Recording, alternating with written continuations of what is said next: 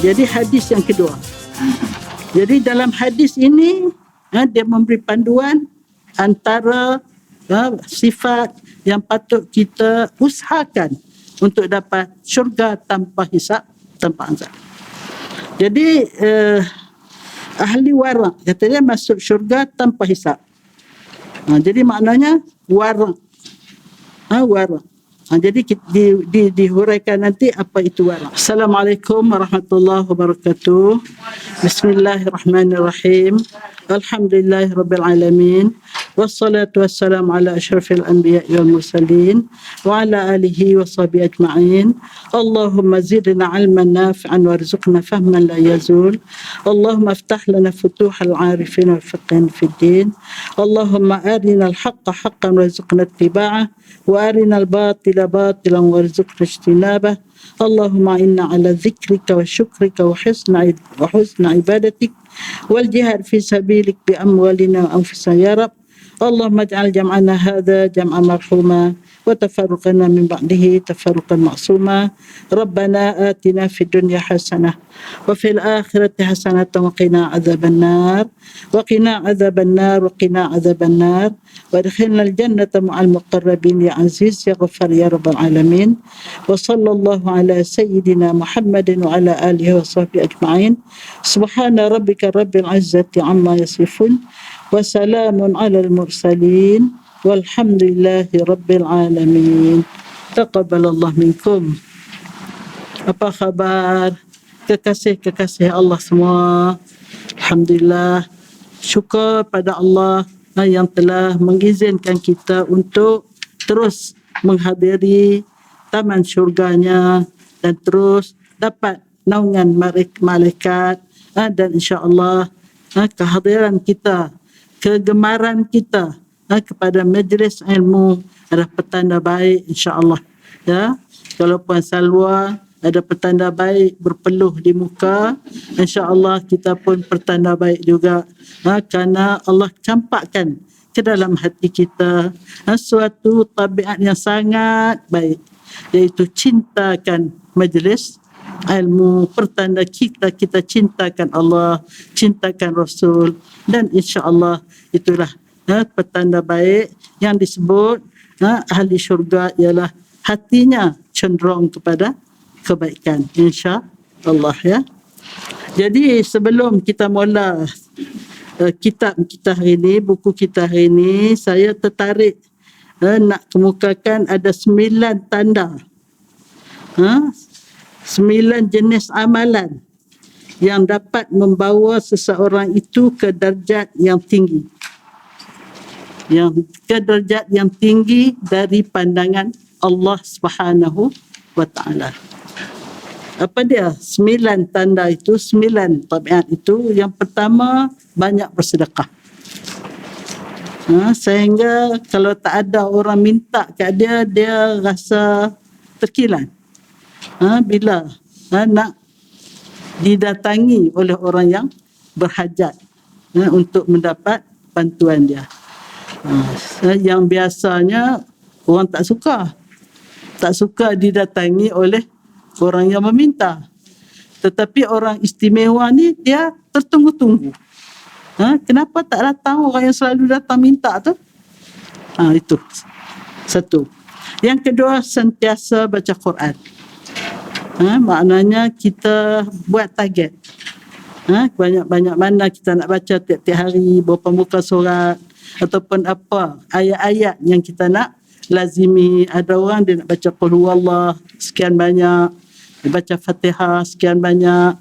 Jadi dia banyak baca Quran.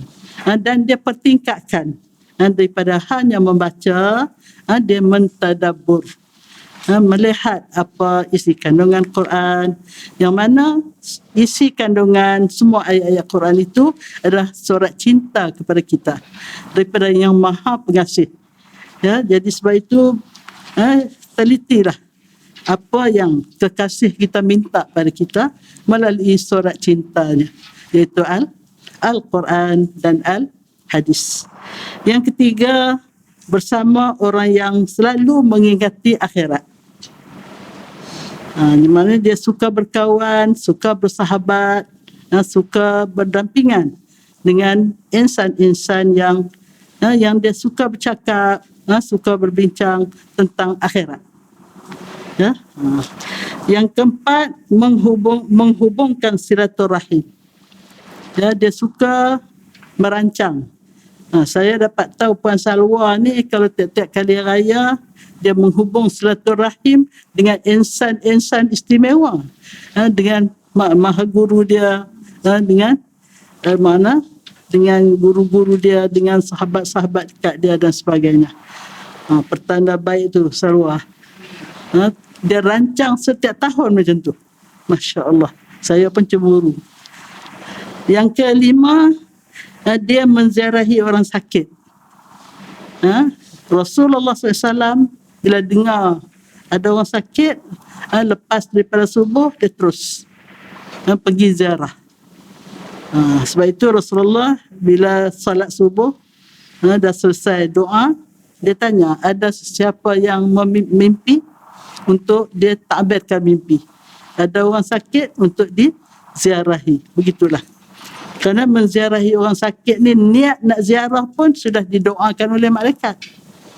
Malaikat kata kamu telah berazam untuk melakukan suatu salamun alaika tibta. Sejahteralah ke atas engkau kerana engkau telah berazam suatu keazaman yang baik nak ziarah orang sakit. Bila sampai tempat orang sakit, dia terus tenggelam di dalam rahmat Allah. Itu yang ke berapa?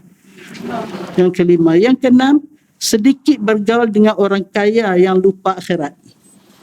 Selalu orang suka bergaul dengan orang kaya. Sebab orang kaya ni hebat dan sebagainya.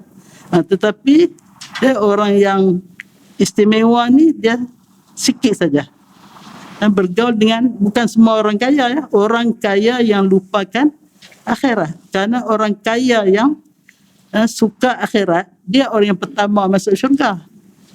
Sebab apa? Sebab dia telah menginfakkan anugerah Allah kepada dia untuk fi sabilillah. Sebab itu bila 4 orang berebut-rebut nak mendahului masuk syurga, maka akhirnya orang pertama yang akan masuk syurga ialah orang kaya yang telah menginfakkan keuangannya untuk membantu orang-orang yang belajar, orang-orang yang susah dan sebagainya. Dia yang pertama sekali masuk syurga, mendahului guru dia. Sebab guru dia toleransi. Saya tak mau masuk dulu sebab saya belajar dulu kerana orang kaya inilah menyumbang, orang kaya inilah yang membantu masa saya belajar. Jadi saya hormati dia, maka orang kaya inilah pertama masuk syurga. Tetapi jangan bergaul dengan orang kaya yang lupa akhirat. Dia hidup penuh dengan pembaziran dan sebagainya. Yang ke-7, banyak berfikir tentang kesudahannya. Husnul khatimah, minta selalu doa pada Allah supaya dia mendapat husnul khatimah.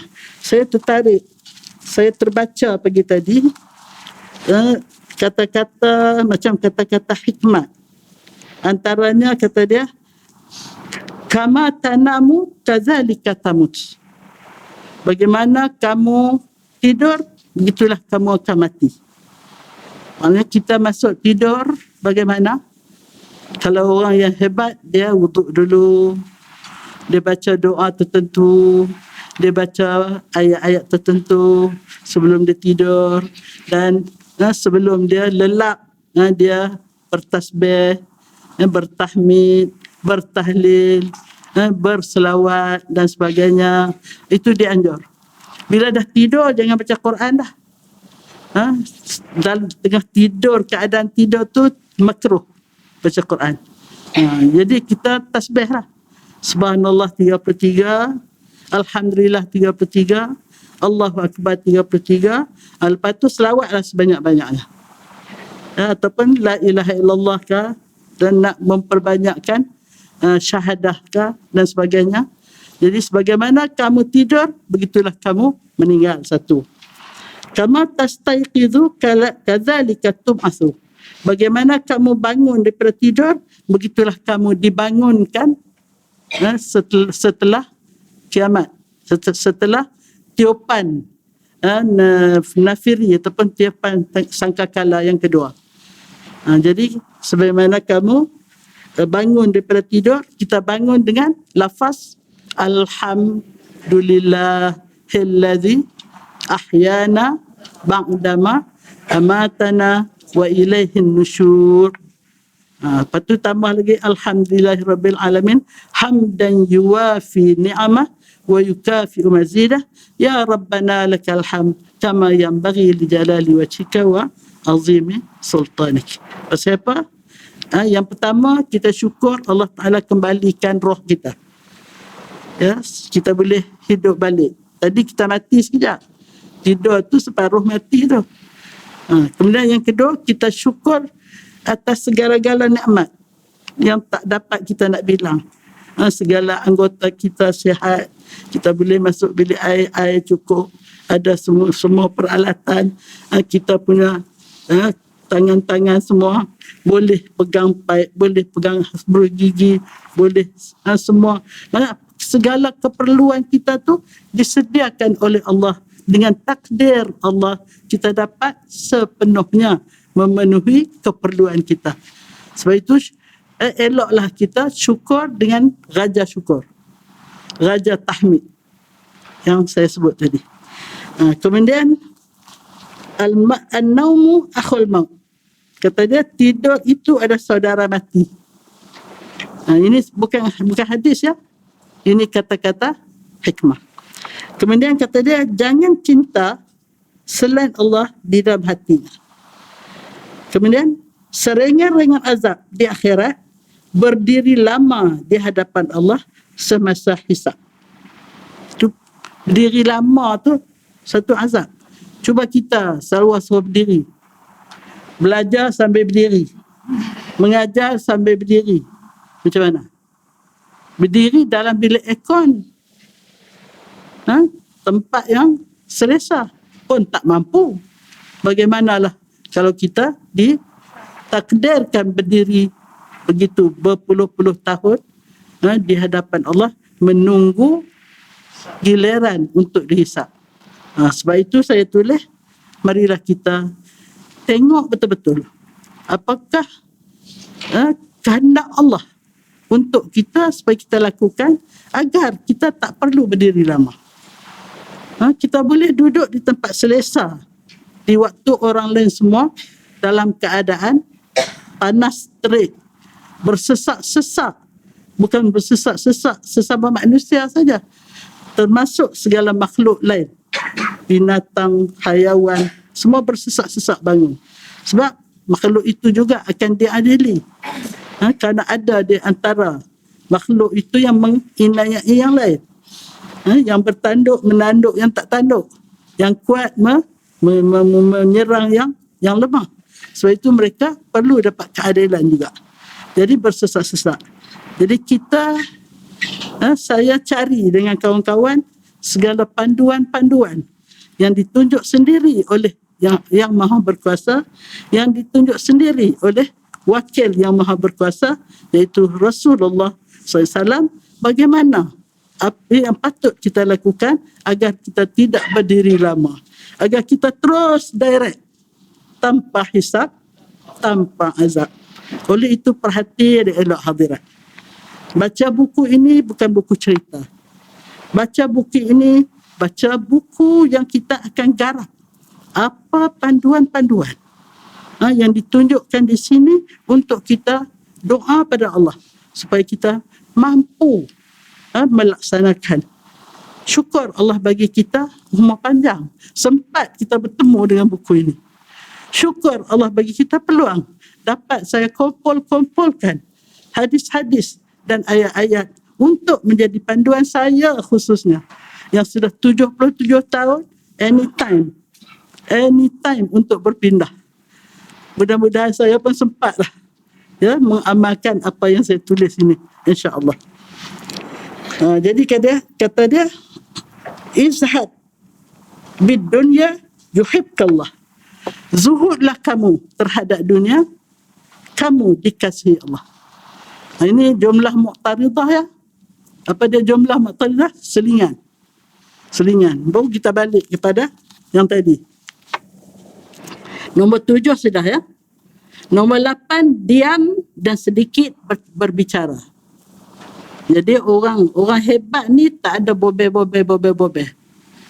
Dia banyak diam, sebab diam berfikir. Melihat beriktibar. Mendengar untuk apa dia? Diam berfikir, lihat beriktibar, bercakap berzikir. Diam berfikir, bercakap berzikir. Apa makna berzikir? Setiap perkataan yang keluar daripada mulut dia semuanya perkataan-perkataan yang boleh menjadi zikir. Jangan kita fikir subhanallah, alhamdulillah, Allah akbar, itu saja zikir. Kita panggil anak, bangun, jom kita solat. Pergi mandi, pergi membersihkan badan, pergi buat benda-benda yang bersihkan rumah apa semua. Itu semua perkataan-perkataan yang boleh menjadi zikir. Sebab itu perlu kita doa. Masa kita berkumur, minta supaya Allah bersihkan mulut kita dan jadikan setiap kalimah yang keluar daripada mulut kita menjadi zikir, ya, berzikir. Yang ke-9, tawadhu. Itulah 9 amalan yang boleh mengangkat martabat seseorang. Ini saya petik daripada syarah hikam. Syarah buku hikam. Buku hikam ni buku tasawuf ya. Yang ditulis oleh Sahibus Samahah bekas Sahibus Samahah mufti wilayah dulu, Datuk Dr. Zulkifli Al-Bakri ya. Saya ni kalau jumpa benda-benda yang menarik, saya catat untuk diri sendiri. Tapi rasanya tak best kalau seorang-seorang saja tahu. Nak share, nak kongsi, ya, itulah. Okey, sekarang baru kita masuk kita punya buku. Jadi sekarang ini kita di muka surat 235, betul? Jadi hadis yang kedua. Jadi dalam hadis ini dia memberi panduan antara sifat yang patut kita usahakan untuk dapat syurga tanpa hisab, tanpa azab. Jadi ahli wara' kata dia masuk syurga tanpa hisab. Jadi maknanya wara'. Wara'. Jadi dihuraikan nanti apa itu wara'. Jadi Allah berfirman, Allah Subhanahu Wa Taala berfirman dalam sebuah hadis qudsi. Hadis qudsi. Hadis qudsi ialah lafaznya, maknanya dari Allah, lafaznya dari Rasulullah sallallahu alaihi wasallam. Jadi apa Allah melafazkan? Ya Musa, innahu lan yalqani abdi fi hadiril qiyamah illa fatashtu amma fi yadihi illa alwara'in fa inni astahyihim wa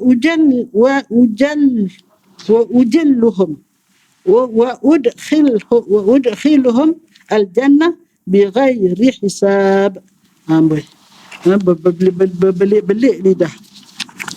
Terjemahannya, wahai Musa, sesungguhnya hambaku tidak akan menemuiku di medan pengadilan, maknanya di mahsyar pada hari kiamat kelak, kecuali pada saat aku periksa apa yang ada padanya. Jadi maknanya setiap makhluk yang bangun daripada mahsyar tidak akan terlepas. Semua sekali akan diperiksa dengan cara yang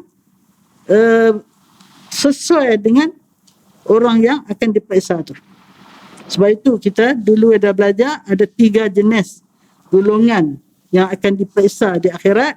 Yang pertama, diperiksa dengan pemeriksaan yang sangat halus dan rapi.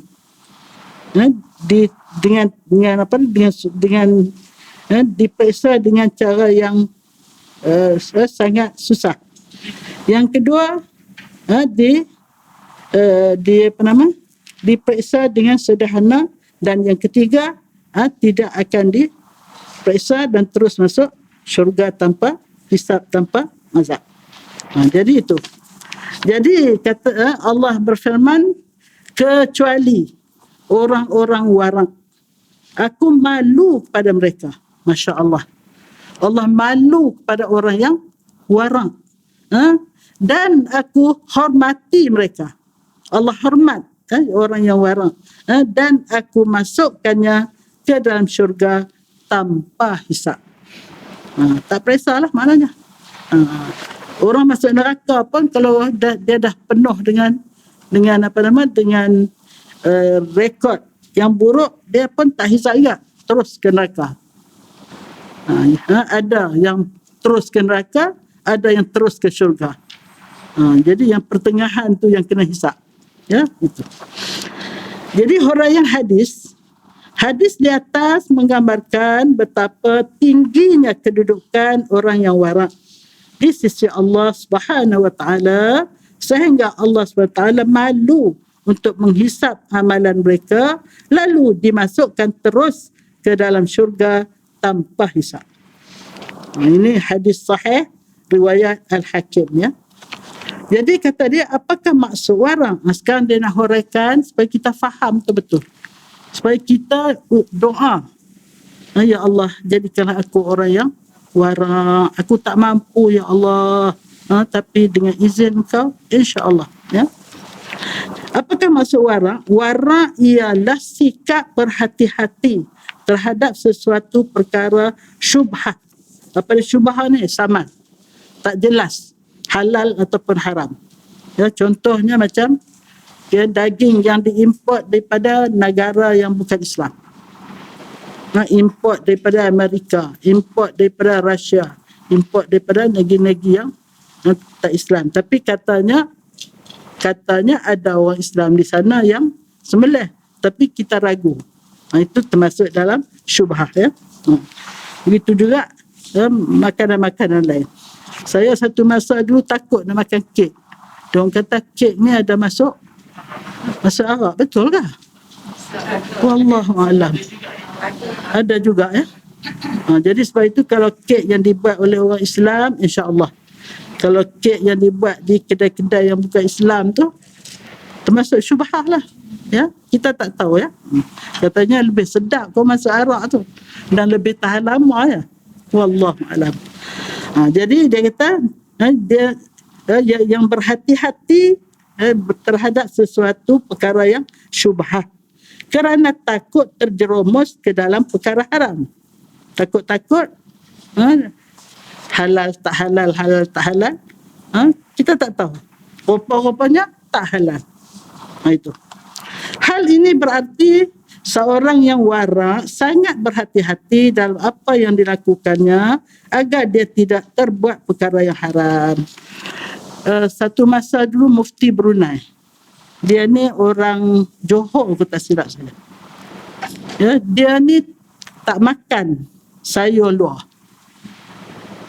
Katanya sayur yang datang daripada kebun-kebun yang tak tahu penanamnya tu, entahlah bajanya ke, semburannya ke, tak tahu. Tapi dia tak makan lah. Dia tak makan. Dia belayam sendiri, dia tanam sayur sendiri, dia makan apa yang dia usahakan sendiri. Mufti Brunei dulu, yang dulu, bukan yang sekarang, ya. Allah yarham mereka agaknya. Itu. Ini sangat berhati-hati. Kita tak mampulah. Kita tak mampu. Yang mampu kita beli balik, kita basuhlah. Apa yang dikatakan cara untuk membersihkan tu, basuh dengan garam ke, air garam ke, apa semua. Mudah-mudahan bersihlah daripada benda yang meragukan. Nabi SAW menghimpunkan warak itu dalam sabdanya.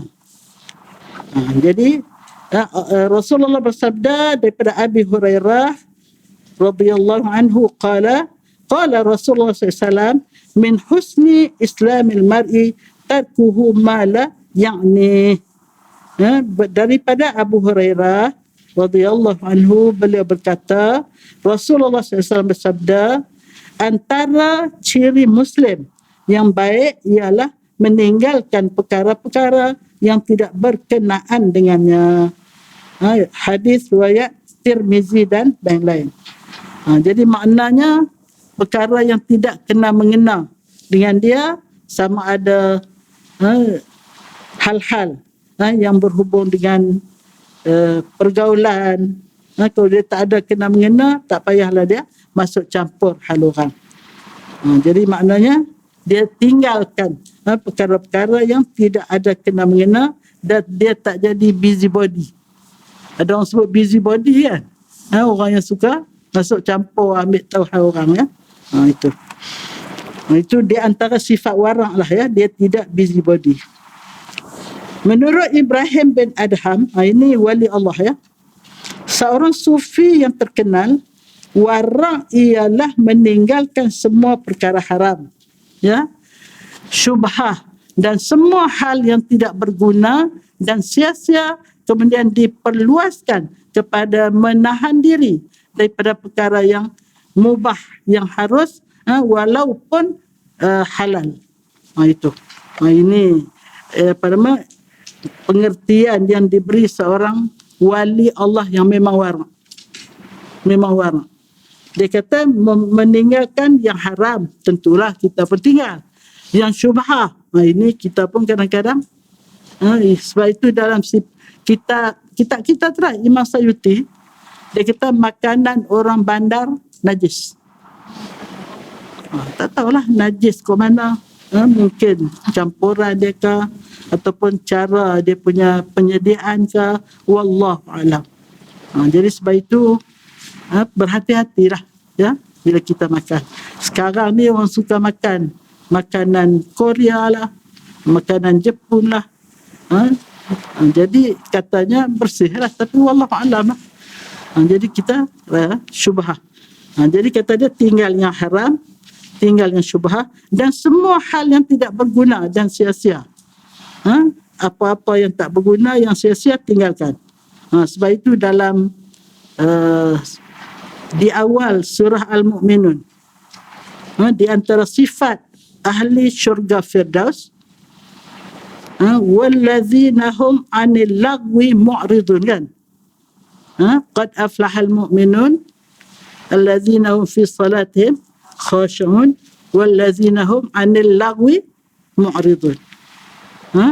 Telah berjayalah orang, qad aflahal mu'minun, berjayalah orang yang beriman.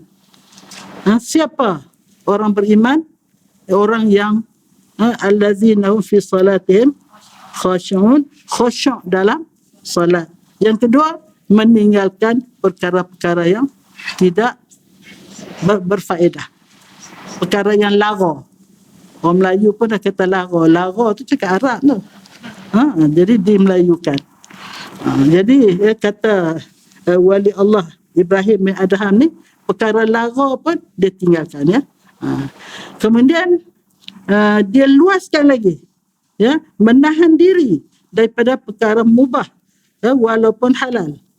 Perkara ni harus, perkara ni halal, tapi dia menahan diri daripada mengambil perkara halal yang tidak perlu. Contohnya makan berlebihan. Ini makan halal, tapi makan sampai melahak, sampai keluar balik. Itu dia orang wali Allah. Sebab itu wali Allah dia suka tu. Dia ambil sebanyak, orang kata kalau setakat satu genggam kita ni dah cukup. Kalau nasi lah ya, sudah cukup untuk memberi kesihatan, memberi kekuatan pada kita, sudah cukup. Jadi belajar-belajarlah kita makan sederhana ya. Dengan berperkataan lain, orang warak hanya memilih perkara yang halal dalam segala aspek kehidupan, meliputi makanan, minuman, pakaian, perniagaan, perkahwinan, pergaulan dan sebagainya. Jadi maknanya bukan dari segi makan saja. Dia jaga betul-betul supaya dia tak terlibat dalam haram, dari segi makan, minum, pakaian. Sekarang ni kalau kita tengoklah selebriti ni dia nak tutup aurat. Tapi kadang-kadang tak tahulah. Kadang-kadang dia macam pakaian dia tu boleh menampakkan dia punya bentuk badan. Dia tutup ni dia kena dua. Yang pertama menutup bentuk badan, yang kedua menutup kulit badan. Jangan terlalu nipis ya. Jadi sebab itu jadi pakaian pun kita kena berhati-hati ya. Begitulah perniagaan. Berhati-hati supaya jangan bercampur benda-benda yang haram dalam perniagaan kita. Apatah lagi lah kalau berniaga yang haram. Kalau dulu saya tak tahulah, dah lama dah tak pergi airport. Kalau dulu turun daripada kapal terbang tu kita jumpa tempat jual-jual tu, ada satu tempat arak. Jual arak yang sangat besar dan katanya orang Melayu punya. Seorang datuk Melayu yang buka kedai arak di lapangan terbang di airport. Allahu Akbar. Dan begitu juga orang yang bekerja di tempat arak. Walaupun dia jadi Pak Gad, tapi dia jadi Pak Gad untuk memberi keselamatan supaya proses arak itu dapat berjalan. Termasuklah Pak Gadnya, termasuklah pembawa lorinya, termasuklah yang angkat botol arak tu. Dia bermula daripada orang yang tanam pokok untuk menghasilkan bahan arak. Terstart situ. Sebab itu tak silap saya ada 10 orang yang terlibat dalam dosa arak. Bermula daripada orang yang tanam, orang yang petik, orang yang proses, orang yang hantar, orang yang jual, termasuk last sekali orang yang serve dan orang yang minum. Dia nak dapat minum tu dia bermula daripada berapa lapis. Dan setiap lapisan itu asalkan berhubung dengan benda haram, dia juga dapat dosa ya. Wal-iyazubillah. Jadi kita ingat dengan makan minum saja termasuk. Begitu juga perkahwinan. Perkahwinan. Perkahwinan ni maknanya kalau seboleh-bolehnya carilah pasangan yang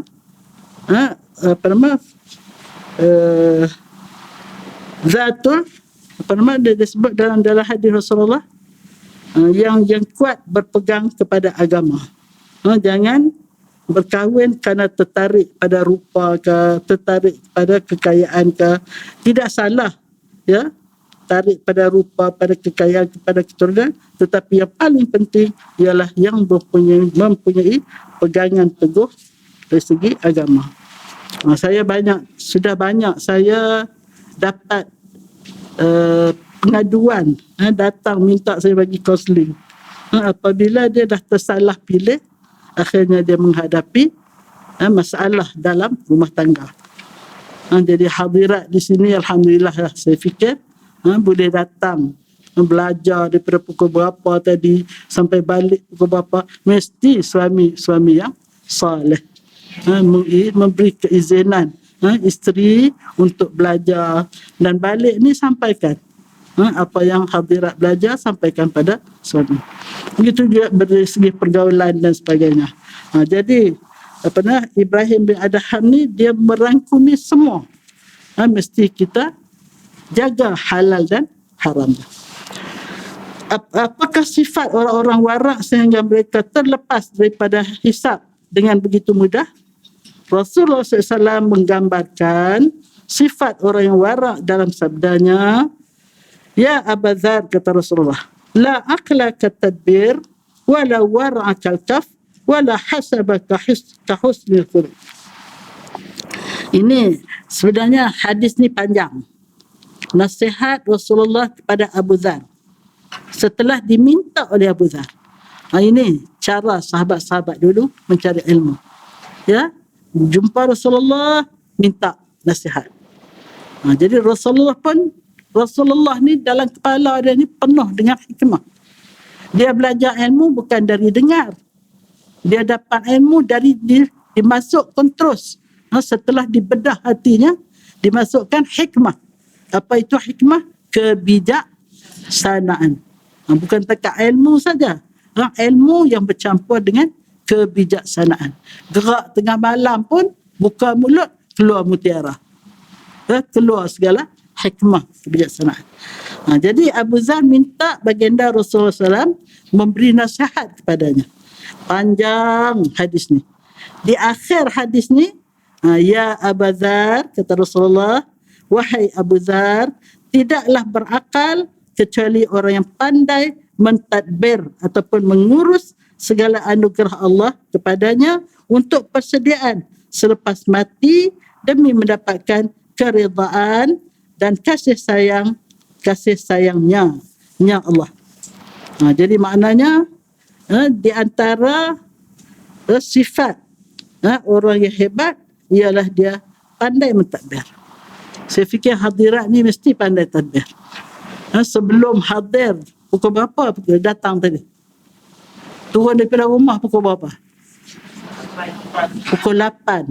Sebelum pukul 8 tu saya fikir sudah tentu hadirat sudah mengatur begitu cantik, bertadbir begitu teratur apa yang akan dimakan oleh keluarga, bagaimana nak tinggal rumah, nak susun, takkan nak biar tinggal rumah dalam keadaan kelam kabut. Jadi semua tadbir dengan baik dan dapat menggunakan masa yang ada ni untuk menghadiri kelas tajwid, menghadiri majlis ilmu, dan balik ni boleh tadbir lagi, urus bagaimana keperluan keluarga sehingga dapat diurus dengan teratur dan tenteram, sehingga dirasai kebahagiaannya oleh setiap ahli keluarga.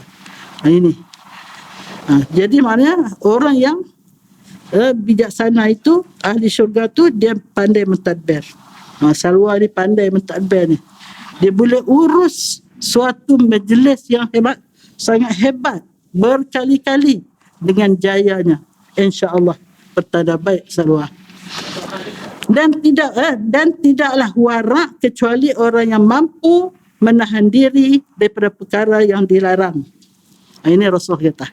Orang yang warak, kalau itu perkara dilarang, walaupun dia nak, walaupun dia suka, tapi dia boleh tahan diri. Boleh tahan diri. Sebab itu orang yang rajin berpuasa ni, tinggi nilainya. Ganjarannya bukan ditulis oleh malaikat, bukan dinilai oleh malaikat, tapi Allah sendiri yang menilai untuk beri ganjaran pada orang yang berpuasa. Kerana orang berpuasa lebih lagi puasa sunat. Dengar dia bau, goreng ikan kering tu bau punya sedap. Orang masak itu masak ini, tapi dia menahan diri. Itu. Apatah lagi lah benda yang dilarang. Tadi menahan diri pada benda yang halal, tapi kerana dia telah membuat satu kontrak dengan Allah, hari ini saya akan menahan diri daripada benda yang halal. Itu wara'. Dan tidaklah berkedudukan mulia kecuali orang yang mempunyai akhlak yang baik. Jadi maknanya orang yang paling mulia di sisi Allah adalah orang yang menjaga keseluruhan akhlaknya. Akhlak ni ada luar dan ada batin. Akhlak luar dapat dilihat oleh manusia dalam pergaulan kita yang luar, tetapi di dalam hati Allah yang memerhati. Allah mengetahui apa yang ada di dalam hati kamu. Maka sebab itu bicara hati yang kita hadir hari itu ialah supaya hati ini menjadi hati yang dipandang oleh Yang Maha Berkuasa dengan pandangan yang baik, setelah kita berusaha sedaya upaya membersihkan hati kita, ya. Bersihkanlah hati daripada segala sifat yang mazmumah. Doa sungguh-sungguh, ya Allah, jadikanlah hatiku ini arasmu, ya Allah. Tidak keluar dari hati ini kecuali apa yang Engkau redha, ya Allah. tidak terlintas di hati ini kecuali apa yang kau sukai ya Allah. Jadi minta Allah bersihkan daripada sifat mazmumah, jangan ada sedikit pun. Dan tentukan iaitu hati ini sentiasa ikhlas dalam semua yang perbuatan kita lakukan. Itulah. Jadi 3 perkara lah ya yang disebut di sini. Yang tengah tu ialah yang wara ialah orang yang menahan diri daripada perkara yang haram. Hadis di atas menjelaskan antara sifat orang-orang yang wara ialah 1, mampu menahan diri daripada perkara yang dilarang. 2, berhati-hati dalam menghindarkan diri daripada larangan Allah. Jadi berhati-hati ya daripada dalam menghindarkan diri daripada larangan Allah. Yang ketiga, menjauhkan diri daripada segala bentuk syubhah kerana takut terjebak dalam perkara yang haram. Yang keempat, berpegang teguh kepada tegahan Nabi SAW yang mewajibkan mereka meninggalkan perkara yang meragukan, sebagaimana dalam sabda baginda, "Da' ma yuribuka ila ma la yuribuka." Ya, tinggalkanlah apa yang meragukan engkau tu, apa yang meragukan engkau kepada apa yang tidak meragukan engkau ya. Jadi Allah Taala ni dia jadikan hati kita ni boleh memandu kita. Sebab itu kalau kita rasa tak sedap, mesti something wrong di situ. Sebab hati ni boleh menjadi fatwa. Kalau hati ni rasa selesa, seronok nak buat benda tu, insya-Allah benda tu baik. Kalau hati berasa tak sedap lah, rasa macam tak betul aja, itu something wrong di situ. Sebab itu apa yang menyebabkan kamu rasa tak baik, rasa tak selesa, tinggal. Apa yang kamu rasa sedap hati, itu baiklah insya-Allah ya. Hati ni jadi fatwa, memberi fatwa. Maka dengan ini lahirlah manusia yang bersih daripada dosa dan noda, serta terlindung daripada segala perkara yang meragu dan mencurigakan. Mengapa perlu ada sifat warak dalam diri manusia?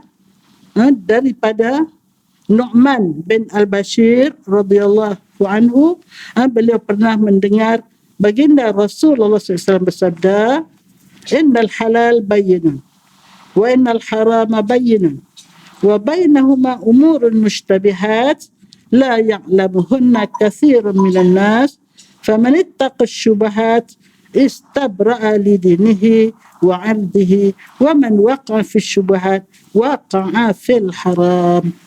Ya, sesungguhnya yang halal itu sudah jelas dan yang haram itu pun sudah jelas. Antara kedua-duanya terdapat hal yang syubhah. Itulah. Yang halal jelas, yang haram jelas, tapi antara keduanya ada yang syubhah. Ini daging halal, ini daging haram, ini tak jelas. Pasal apa tak jelas? Sebab datang daripada negeri yang bukan Islam, diimport daripada tempat yang tak ada tanda halal. Jadi kita walaupun daging, tapi dia syubhah. Antara yang halal terang, antara yang haram pun terang. Kalau daging BI itu terang-terang kan, haram. Tapi di tengah ni pun ada yang syubhah. Yang tidak diketahui oleh kebanyakan orang hukumnya. Sesiapa yang memelihara diri daripada syubhah, berarti dia memelihara agama dan kehormatannya. Dia memelihara diri, dia bersama dengan Allah, bercakap dengan Allah. Ya Allah, saya tak mau benda yang syubhah. Dia pelihara, maknanya dia pelihara kehormatan dirinya, dia pelihara agama dia. Siapa yang jatuh dalam perkara syubhah, berarti dia jatuh dalam perkara yang haram. Hadis sahih riwayat Bukhari dan Muslim. Berdasarkan hadis di atas, dapat difahami bahawa orang yang wara' pasti meninggalkan semua perkara yang tidak harus dilakukan sebagai seorang Muslim. bukan sahaja untuk menjaga kehormatan dirinya daripada kata nista dan celaan manusia, sebab kalau dia hantam kromo, tak kira halal, tak kira haram, dia akan dicaci, akan dikatakan oleh orang, dihina oleh manusia. Bukan itu saja, bahkan untuk memelihara agama yang dicintai dan kemuliaannya di sisi Allah. Jadi kita mengelak diri daripada benda yang syubhat, benda yang haram, benda yang tidak sedap pada perasaan hati itu, kerana mencari keridhaan Allah, bukan kerana takut dicaci oleh manusia. Jadi apa-apa pun tak usahlah kita kerana manusia. Tak usahlah, biarlah segala-gala yang kita buat satu saja kerana mencari keridhaan Allah. Sebab kalau kita nak suruh manusia puji ataupun takut manusia keji, rugi saja. Kalau dia tak puji, melepas. Kalau dia tak keji pun, tak ada apa-apa kita. Jadi sebab itu, apa yang kita buat demi mencari keridhaan Allah sahaja. Ya. Jadi akhirnya, kata dia, sifat wara amat ketara dalam diri Rasulullah SAW dan para sahabat baginda. Sifat ini juga menjadi satu amalan yang dihayati oleh generasi awal. Para sahabat, para tabi'in, mereka sangat jaga, takut terjatuh pada yang haram dengan mengelak perkara syubhat. Ya. Sebagai contoh, dalam sejarah diungkapkan bahawa Abu Bakar As-Siddiq terkenal sebagai seorang yang sangat warang. Beliau seorang yang sangat teliti tentang soal pakaian dan makanan. Dan dalam hadis yang diriwayatkan oleh Bukhari daripada Sayyidatina Aisyah radhiyallahu anha, katanya, kana li Abi Bakrin radhiyallahu anhu gulamun yukhriju lahu al-kharaj wa kana Abu Bakar ya'kulu min kharajihi faja'a yawman bi syai'in fa'akala minhu Abu Bakar faqala lahu al-ghulam tadri ma hadha faqala Abu Bakar wa ma huwa qala kuntu takahantu li insanin fil jahiliyah wa ma uhsinul kahana illa inni khada'tuhu فلاقيني فأعطاني بذلك هذا الذي أكلت منه فدخل أبو بكر يده فقاء كل شيء في بطنه. ما شاء الله. Faham tak? Tak faham. Kata dia, Abu Bakar radhiyallahu anhu pernah memiliki seorang hamba yang mencari hasil pendapatan untuk beliau, ya. Jadi untuknya, hamba ni bila dia buat apa-apa, hasil daripada dia, pendapatan tu dia akan bagi pada tuan dia. Hamba bukan orang gaji. Orang gaji lah, dia bukan hamba. Segala usaha dia tu yang kita bagi ada hak dia. Tapi hamba bila dia buat apa-apa, dia dapat sesuatu, dia akan bagi pada tuan dia. Jadi hamba dia maknanya macam alat lah. Alat untuk tuan dia. Jadi apa hasil dia dapat untuk tuan dia. Jadi beliau sudah biasa makan daripada hasil usahanya itu. Usaha hamba tu. Suatu hari hambanya datang membawakan makanan. Maka Abu Bakar memakannya. Lalu hamba tersebut bertanya, jadi tahu saya tukar, kamu ni tak sedap sangat. Terjemah. Jadi tahukah tuan, sepatutnya terjemah macam tu lah. Hamba bercakap dengan bos dia, takkan nak kata kamu kan. Ni tersilap type lah ni, ya. Tahukah tuan dari mana makanan ini? Abu Bakar bertanya pula, dari mana? Hamba itu berkata, aku telah melakukan tilik nasib untuk seseorang dari kalangan jahiliah. Dia pandai pula, dia pergi tilik nasib. Tilik nasib, ya. Sedangkan aku tidak pandai menilik. Ni Piramli lah kot. Belalang, belalang, belalang. Rupanya sungguh belalang. Dia kata dia tak tahu tapi dia tipu. Jadi aku telah menipunya. Kata hamba tadi. Aku telah menipunya. Kemudian orang itu telah datang, berjumpaku, dan memberikan kepadaku makanan yang kamu makan, yang Tuhan makan itu. Jadi maknanya menjadilah kok. Dia tipu tapi menjadi. Jadi orang tu pun nak balas budi dia, bagi makanan tadi. Maka Abu Bakar terus memasukkan tangannya ke dalam mulutnya sehingga beliau memuntahkan semua makanan yang telah masuk ke dalam perutnya. Jadi maknanya dia tak mau hasil tipu yang dilakukan oleh hamba tadi tentu haram lah. Walaupun dari orang jahiliah, ya. Jadi akhirnya dia korek sehingga dia muntahkan semua yang yang dia makan daripada makanan tadi, tak mau dia makan benda yang haram. Demikianlah contoh betapa telitinya seorang ahli warak dalam hal berkaitan makanan, kerana beliau sedar bahawa setiap inci daging yang tumbuh daripada sumber makanan yang haram akan dibakar oleh api neraka. Wal-iyazubillah.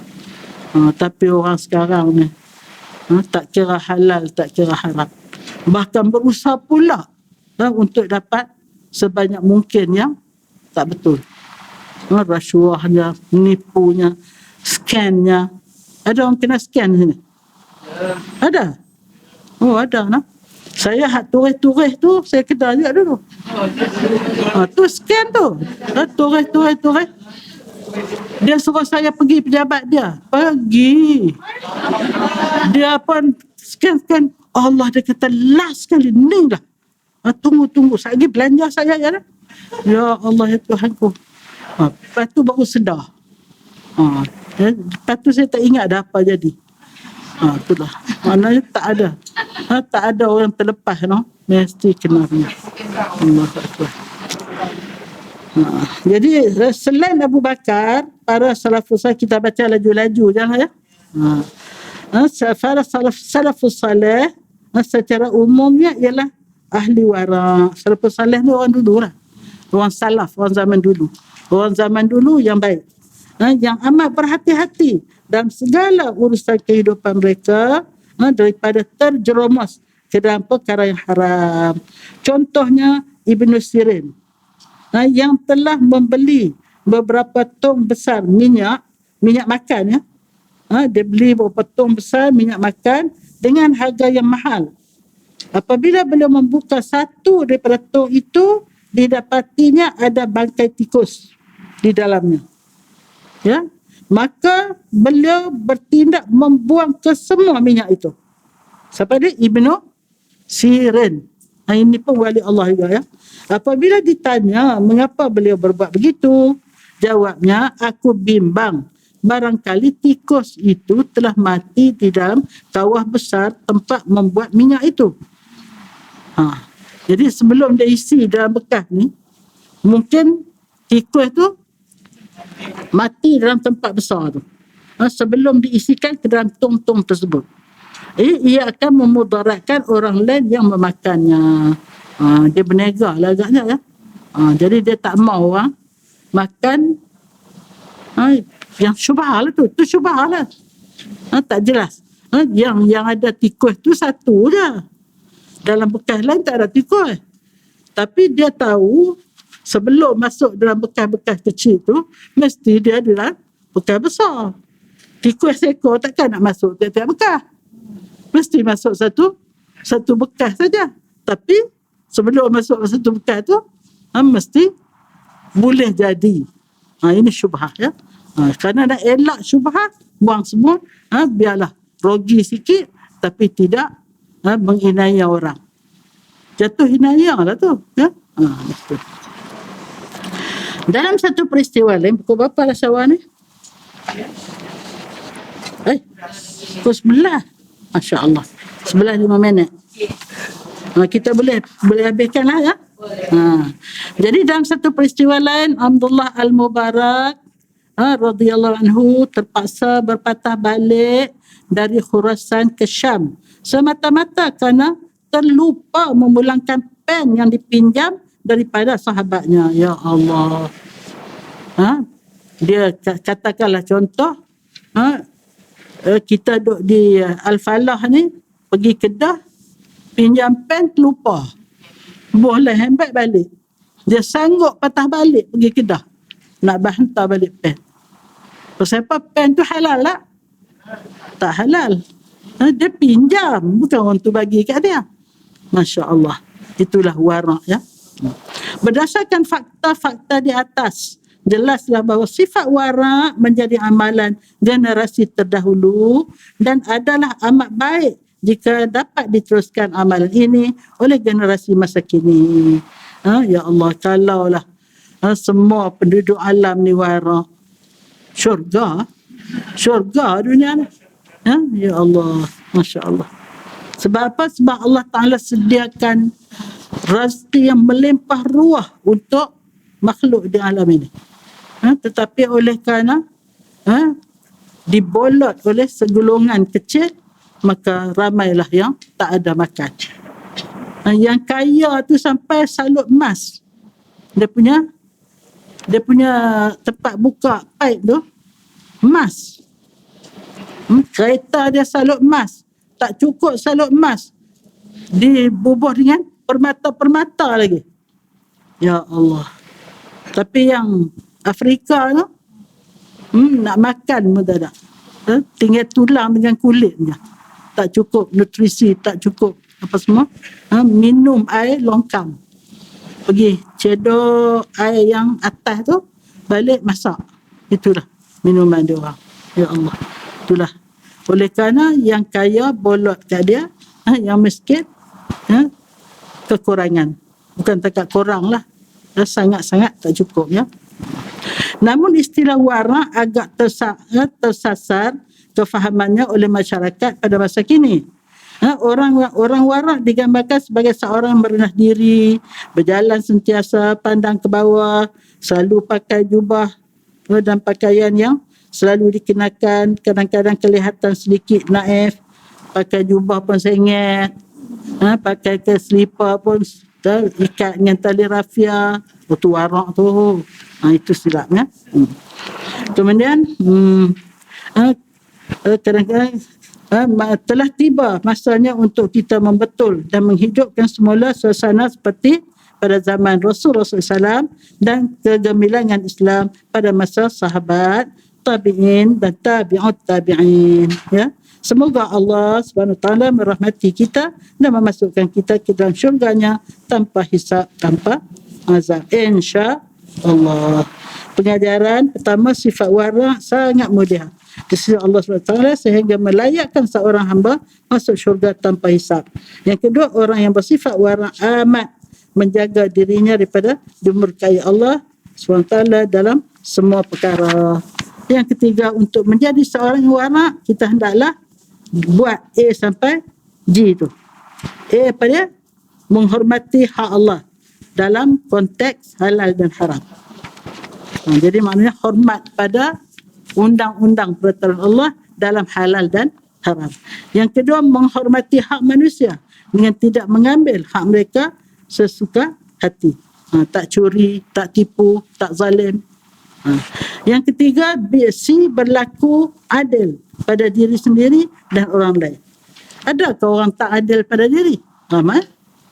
Siapa yang tak adil pada diri? Orang yang buat sesuatu benda yang menyebabkan diri dia dimurkai Allah. Diri dia dihina oleh masyarakat. Diri dia dibenci oleh orang.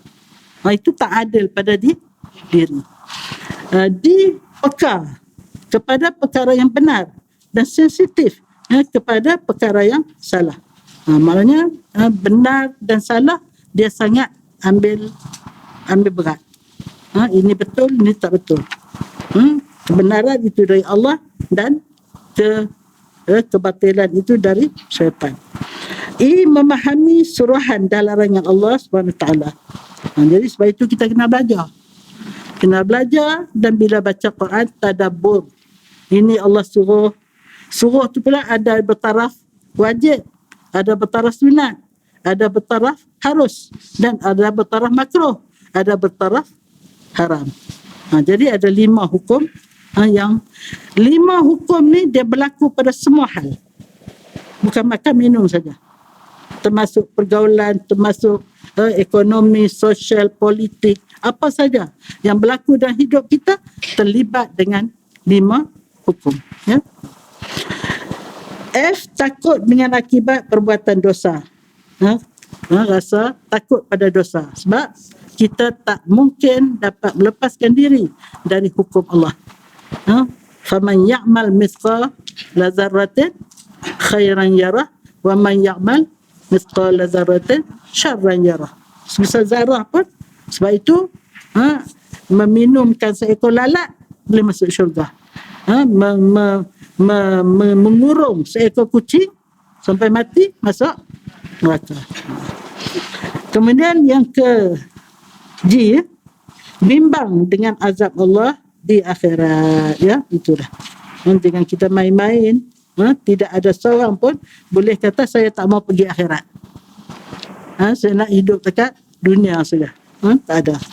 Orang warak dikasihi dan disayangi Allah, maka para pembaca yang beriman, marilah kita berazam untuk menjadi hamba-Nya yang warak dengan mengamalkan doa yang dianjurkan oleh Rasulullah SAW. Allahumma rzuqna wara'al layyinan. Saya tulis doa ni untuk cucu-cucu baca. Saya tulis 1 muka surat lebih.